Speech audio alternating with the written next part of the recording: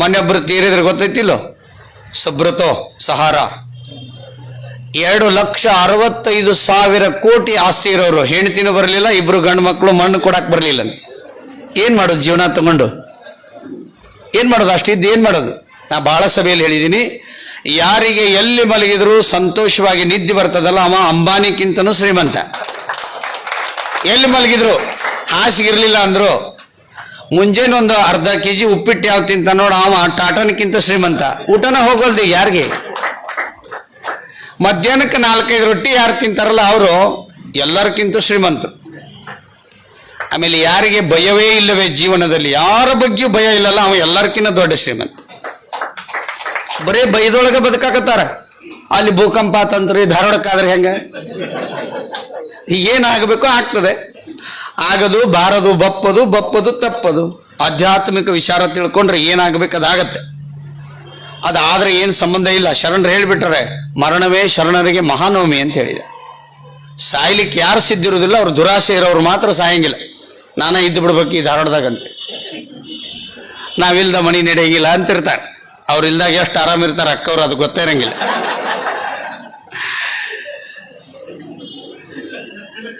ನಾನು ಇತ್ತೀಚಿನ ದಿನಗಳಲ್ಲಿ ಆರೋಗ್ಯ ಅನ್ನೋ ಶಬ್ದವನ್ನು ನಾನೇ ಕ್ರಿಯೇಟ್ ಮಾಡಿ ಬಿಡುಗಡೆ ಮಾಡಿದ್ದೀನಿ. ಅದನ್ನು 6 + ಯೋಗ್ಯ. 6 ಅಂದ್ರೆ ಸಂಖ್ಯಾ, ಯೋಗ್ಯ ಅಂದ್ರೆ ಯೋಗ್ಯತೆ. ಏನು 6? ಅದಕ್ಕೇನು ಸಂಬಂಧ ಇರ್ಬೋದು? 6 + ಯೋಗ್ಯ. ಕನ್ನಡದಲ್ಲಿ 6 ಅಂದ್ರೆ ಯಾರು ಅಂತನೂ ಅರ್ಥ. ಯಾರು ಯೋಗ್ಯರು? ಆರೋಗ್ಯವಂತಿರುವವರು ಯೋಗ್ಯರು.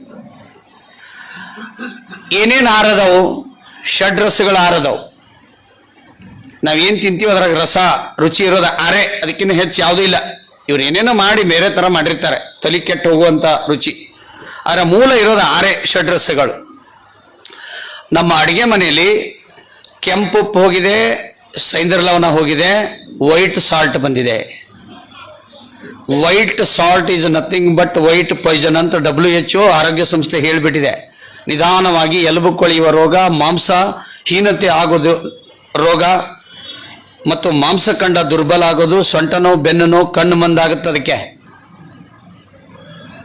ಸೈಂಧವ ಲವಣಕ್ಕೆ ನಮ್ಮ ಭಾಗದಲ್ಲಿ ಶರಣರ ಉಪ್ಪು ಮತ್ತು ಉಪವಾಸದ ಉಪ್ಪು, ಪಂಡ್ರಪುರ ಸಂತರ ಉಪ್ಪು ಅಂತ ಕರೀತಾರೆ ಕೆಲವು ಊರಲ್ಲಿ.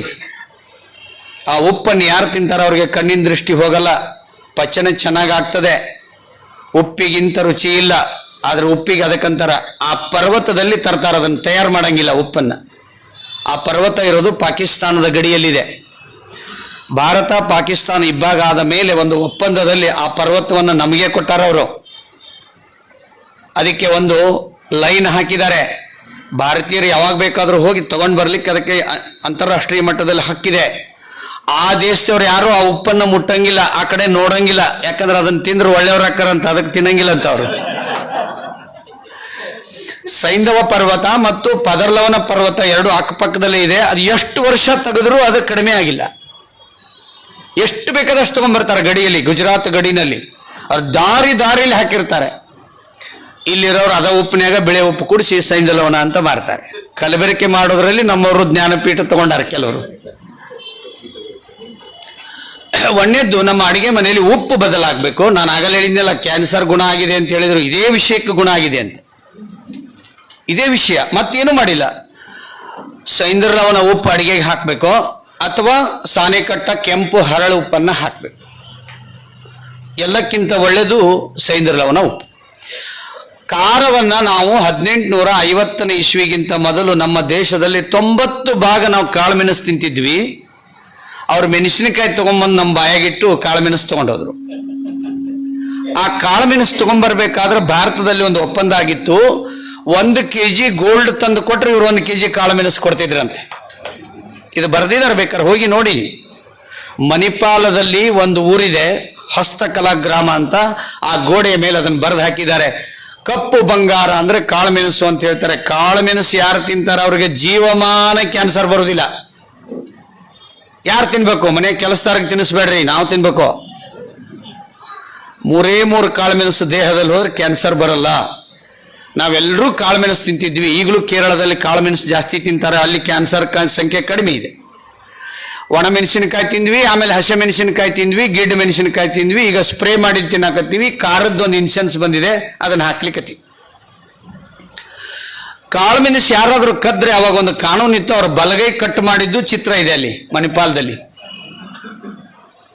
ಕುರುಕುಮಿನ್ ಹೇರಳವಾಗಿರೋದು ಕಾಳುಮೆಣಸಿನಲ್ಲಿ. ಬಂಧುಗಳೇ, ನಮ್ಮ ಮನೆಯಲ್ಲಿ ಇನ್ನು ಮುಂದೆ ನಾವು ಮೆಣಸಿನಕಾಯಿ ಜೊತೆಗೆ ಪ್ರತಿನಿತ್ಯ ಒಗ್ಗರಣೆ ಹಾಕುವಾಗ ಕಾಳುಮೆಣಸು ಹಾಕಿ ಅಡಿಗೆ ಮಾಡ್ರಿ.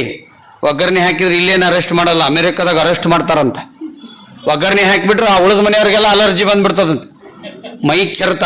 ಮೊನ್ನೆ ಒಬ್ಬ ಕರ್ನಾಟಕದಾಗ ಹಾಕಿಲ್ಲ ಅರೆಸ್ಟ್ ಮಾಡಿಬಿಟ್ರು. ರೊಟ್ಟಿ ಮಾಡಿದವ್ರನ್ನ ಅರೆಸ್ಟ್ ಮಾಡ್ಯಾರ, ಅದಕ್ಕೆ ಈಗ ಲಟ್ಸಾಕತ್ ಬಿಟ್ರ. ರೊಟ್ಟಿ ತಟ್ಟಿ ಮಾಡಿದ ರೊಟ್ಟಿ ತಿಂದರೆ ರಟ್ಟೆ ಗಟ್ಟಿ ಆಗುವುದು ಅಂತ ಹೇಳ್ತಾರೆ. ಜೋಳದ ರೊಟ್ಟಿ ತೋಳು ಬಲು ಗಟ್ಟಿ, ರಾಗಿಯ ರೊಟ್ಟಿ ಹೊಟ್ಟೆ ಬಲು ಗಟ್ಟಿ, ಸಜ್ಜೆಯ ರೊಟ್ಟಿ ಕಾಲು ಬಲು ಗಟ್ಟಿ ಅಂತ ಬರೆದಾನೊಬ್ಬ. ಜೋಳವ ತಿಂದವನು ತೋಳ್ಬಲನಾಗುವನು, ರಾಗಿ ಉಂಡವನು ಯೋಗಿ ಆಗುವನು, ಗ್ಯಾರಂಟಿ ಕೊಟ್ಟ ಅಕ್ಕಿ ತಿಂದವನು ಹಕ್ಕಿ ಅಂತ ಆಗುವನು ಸರ್ವಜ್ಞ. ಈಗ ಸರ್ಕಾರ ಅಕ್ಕಿ ಕೊಟ್ಟದೆ, ಇನ್ನು ಮುಂದಿನ ಸರಿ ಅನ್ನನ ಮಾಡಿ ಕೊಡ್ತಾರಂತೆ. ಆಯಾ ಓಣ್ಯಾಗ ಒಂದು ಅನ್ನ ಮಾಡಿಬಿಡುದು, ಇನ್ನೊಂದು ಪಾರ್ಟಿ ಬಂದ್ರು ಬರ್ಬೋದು, ನಾವು ಉಣಿಸ್ತೀವಿ, ನೀವು ಸುಮ್ಮನೆ ಧಾರಾವಾಹಿ ನೋಡಿ ಸತ್ತು ಹೋಗ್ಬಿಡ್ರಿ ಅಂತೇಳಿ. ಅದಕ್ಕೂ ಓಟ್ ಹಾಕಿದ್ರು ಹಾಕ್ಬೋದು ನಮ್ಮ ಲಜ್ಜೆ ಸಮಾಜ. ಅದಕ್ಕಾಗಿ ಖಾರದಲ್ಲಿ ಕಾಳುಮೆಣಸು ಬಳಸಬೇಕು. ಎರಡಾಯ್ತು. ಮೂರನೇದ್ದು ಹುಳಿನ ಹೆಚ್ಚು ನಿಂಬೆಹಣ್ಣಿನ ಹುಳಿ ತಿನ್ಬೇಕು. ನನ್ನ ವಿಡಿಯೋ ನೋಡ್ರಿ. ಕೀಮೋ ಯಾರು ಮಾಡಿಸ್ಕೊಂಡಿರಿ, ಬಿಸಿನೀರೊಳಗೆ ಅರ್ಧ ನಿಂಬೆಯನ್ನು ಹಾಕಿ ಕುಡೀರಿ. ಕೀಮೋ ಮಾಡಿಸೋ ಅವಶ್ಯಕತೆ ಇಲ್ಲ ಅಂದಿನಿ.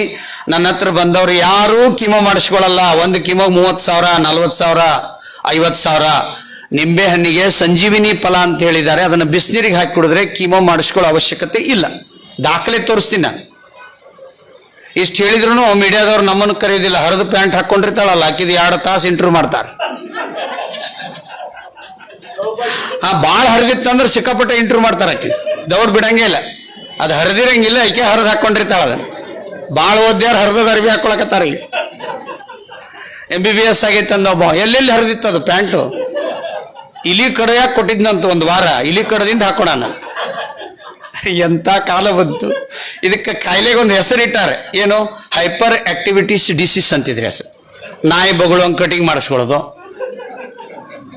ಆ ಹುಚ್ಚು ಸಿನಿಮಾದವ್ರ ಹೆಸರಿಟ್ಕೊಳ್ಳೋದು, ಸ್ವಲ್ಪ ಅರ್ಬಿ ಹಾಕೊಳ್ಳೋದು, ಎಲ್ಲಿ ಬೇಕಾದಲ್ಲಿ ಹರಿದು ಹಾಕೊಳ್ಳೋದು. ಇದೊಂದು ರೋಗ, ಹೈಪರ್ ಟೆನ್ಷನ್ ಅಂತಾರಲ್ಲ, ಹಂಗೆ ಹೈಪರ್ ಆಕ್ಟಿವಿಟೀಸ್ ಡಿಸೀಸ್ ಅಂತಿದ್ರಿ ಹೆಸರು.